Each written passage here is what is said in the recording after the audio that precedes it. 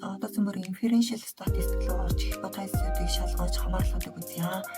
За илүүдийн хоорондох дундч үзье. Тэгэхэд бол classical hypothesis.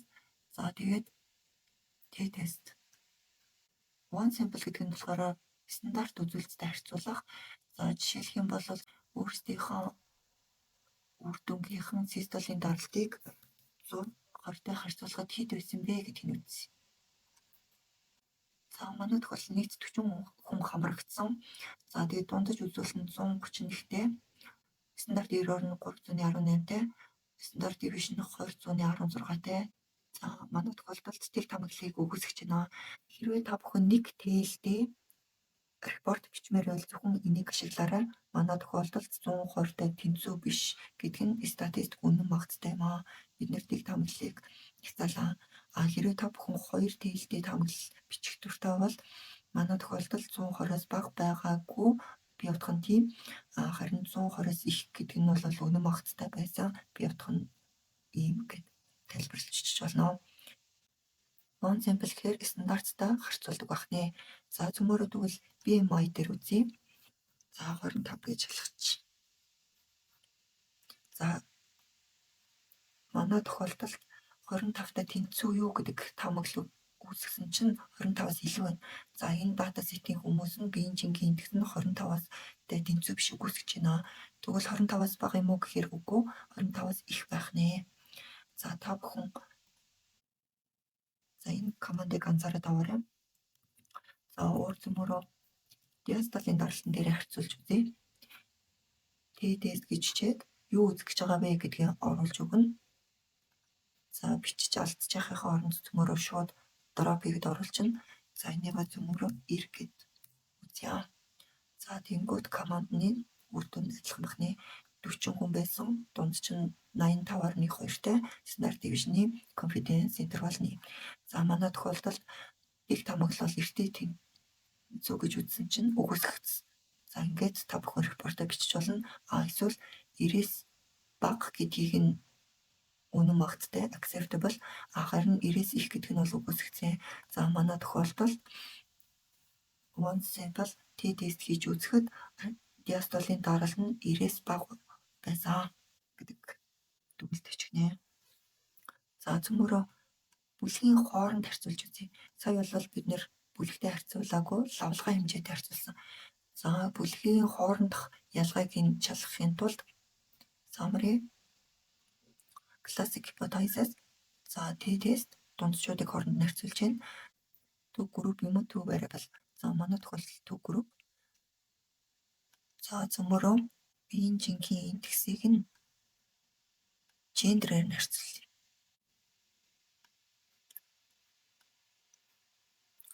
За биеийн жингийн индексийг гендерээр нь харьцуулж үзсэн гэдэг ийм команд бичих боломжтой. За дараа нь цөмөрөө командаа өөрчлөөд өөр бодол бас хий. За ингээд эрэгтэй хүмүүс, эмэгтэй хүмүүсийн тоо тэдгээрийн дундчууд болон статистик summary нэ. За одоо бид нэр тэг тамгал нь юу гэж гаргасан бэ гэхээр эрэгтэй, эмэгтэй хүмүүсийн бүлгийн хооронд ялгаа байхгүй. Ялгаа нь 0 гэдэг тамгал дэвшүүлсэн. Тэгтээ тэнцүү гэсэн чинь 0.5-аас их буюу няцааж чадаагүй. За 2 тээлтэй баруун болон зүүн тээлтэй бас няцааж чадаагүй. За тэгэхээр бид нэр юу гэж дүгнэх вэ гэхээр эрэгтэй, эмэгтэй хүмүүсийн хувьд биеийн жингийн индексээр ялгаа байхгүй гэж дүгнэнэ. За цөмөрөө даралтаараа үзье.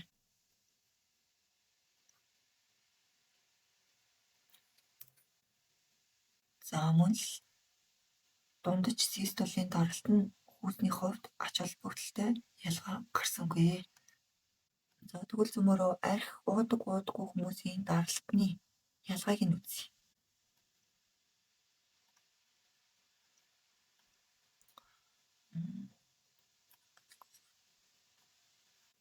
За энэ тохиолдолд арх уудаггүй хүмүүсийн хооронд систолын дундаж даралтанд бол ялгаа байхгүй.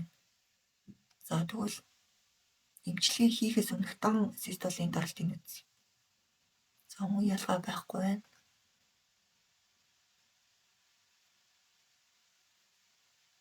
За эмчилгээнээс өмнө диастолын даралтанд арх уудаггүй хахаас хамаарч ялгаа байхгүй наа. За тэгвэл цөмөрөө тамхитлтын статусаар нь харъя. Мөн ялгаа байхгүй.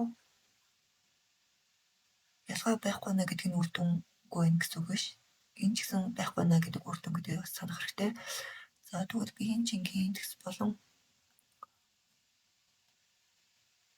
эрсдлийн хооронд даралт ихтэй эрсдэлтэй эрсдэлгүй хүмүүсийг биеийн жинхэнэ индексээр нь ялгаа байна уу зя. За энэ тохиолдолд даралт ихтдэггүй хүмүүс нь биеийн жинхэнэ индексээрээ болвол ялгаатай гэж гарч ийн. За нийт эрсдэлгүй 14 хүн, эрсдэлтэй 26 хүн байсан статистик саммарыг та бүхэн харж байна. Тэдгээрийн бүлгийн дундаж ялгааг нэгж харж байна. За тэгээд тийг таамаглал нь эрсдэлтэй болон эрсдэлгүй хүмүүсийн хоорондох биеийн жинхэнэ индекс нь ялгаагүй гэдэг таамаглал үүсгэсэн. Гэвч энэ таамаглал бол үүсгэсэн. За дараагийнхаа зөмөрөө Ферц тестийг хийж үзье. За ингийн тул эмчилгээний өмнөх систолын даралт нь эмчилгээний дараах систолын даралтын хооронд ялгаа байсан уу? За нэгсэндээ outcome variable нь цаг хугацааны хувьд ялгаатай үед бид нар голдуу энийг хэрэглэдэг. За энэ ялгаатай байсан уу гэж харъя.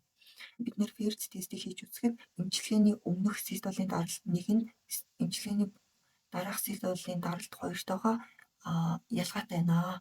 За тэдгээрийн хоорондох ялгаа нь бол энэ. За жишээлх юм бол тэдгээрийн тус бүрийн дундаж утгах нь ялгаа нь хоёртой тэнцүү. За энэ 0-тай тэнцүү юу гэсэн чинь тийг таамаглал өгөөсгсөн. За тэгэхээр энэ ялгаа 0-аас их юм байна. За тэгээ бид нэр difference гэдэг хүснэгтээс шууд харангуйдаа энэ ялгаа нь хоёртой тэнцүү ах нэ. За тэгэхээр эмчилгээний өмнөх болон дараах систолын даралт нь ялгаатай. Тэр ялгаа нь 2 ах нэ. За диастолийн зөмөр үзье.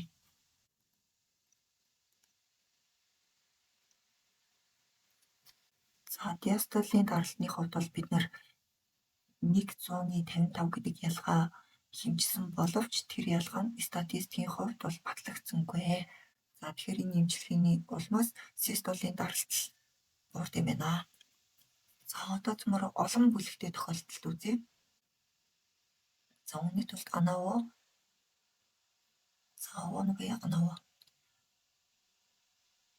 За цөмөрөө олон бүлэг нь бол биднэрт BMI 2 байгаа олон бүлэгтэй. За BMI-аас хамаарат дундаж систолийн даралт нь ялгаатай байдгүй гэж үзье. За үр дүнд нь биеийн жинхэнэ индексийн бүлгээс нь хамаарат дундаж систолийн даралтнуудын хооронд ялгаа байдгаа гэж гарч байна. Статистик үнэн багцтай ялгаа. За энийг цөмөр гоё харагдуулах байдлаар BMI 2 гэж хооронд бид нэр лейбл хийгээд өчвөл гоё харагдана.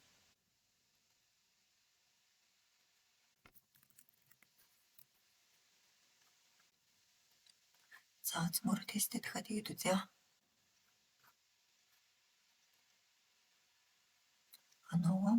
Анби. За түрүүн бид нэр систолын даралтны хувьд бол ялгаа гарсан. За биеийн жинхэнэ индексээс хамаарат индексийн бүлгээс хамаарат диастолын даралтны хооронд ялгаа байна уу үзье. За диастолын хувьд мөн байна. Би утга нь 0.5-аас бага буюу биеийн жинхэнэ индексийн бүлгээс хамаарат диастолын даралтуудын дунджийн хооронд бол ялгаа байна. За тэгээ яг аль бүлгүүдийн хооронд ялгаа байна вэ гэхийн тулд бид нэр энэ 3 тестийг хийж үзсэн болно. За тэгэнгүүт тураалтай хүн, хэвийн жинтэй хүн. За энэ хоёрын хоорондох бие утга нь бол нэгтэй тэнцүү нь. За ялгаа нь бол ач холбогдолгүй юм байна. За тураалтай хүний бүлэгт бол алга байна. За хэвийн жинтэй илүүдэл жинтэйгийн хооронд бие утга нь бол 0.5-аас их байна. Хэвийн жинтэй хүн, тархалтай хүн хоёрын хоорондох диастолын даралтын дунд чинь 0.5-аас бага буюу статистик үнэн багцтай байна. За харин тархалтай илүүдэл жинтэй хоёрын хооронд бол алгаа. За бас хэлэх ёстой зүйл юу вэ гэхээр статистикийнхаа тэрнийх нь ном параметрик гэдгийг хэрвээ бид нэр сонгох юм бол хэвийн бус тархалцтай тохиолдол гэсэн үг. Ер нь бол юу гэж зөвлөх вэ гэхээр бүлийн дунджийг харьцуулах тест хийхээс өмнө заавал хэвийн тархалтай үгүй юу гэдгийг шалгаад хэрвээ хэвийн тархалтай бол саяны үйлдэлүүдийг тестүүдийг хийх боломжтой. Хэвийн бус тархалцтайхан бол ном параметрик тестүүдийг хийх боломжтой. За эдгээр нь бүгдээр ижилхэн зүйлүүд нь гэхдээ гол нь хэвийн үү хэвийн бус уу гэдгээс хамаарч байгаа. За жишээлх юм бол Крускалбалис нь аналогийн аналог. За тэгээд түрүүний Перц тестийн оронд Вилксоны Pearce тестийг гэх мэтлэнгээр хийгээд байх боломжтой. Тархалтыг харахын тулд хистограмм дээр мөн харж болно. За жишээлх юм бол age. За хэвийн бус тархалттай харагдаж байна. Тээлтэй. За энийг мөн десиметр плотоор харж болно. За хэвийн бус тархалттай нөө. За үүнийг мөн статистик тестээр мөн шалгаж болно. Саяны графикуудыг байгуулах бол харааны арга. За Shapiro-Wilks normality тестийг бол хийгээд үзнэ. За тэгээд 0 пи отго 0.3-тай гарч байна. За гэх мэтлэнгээр тархалтыг бол хэмжих боломжтой.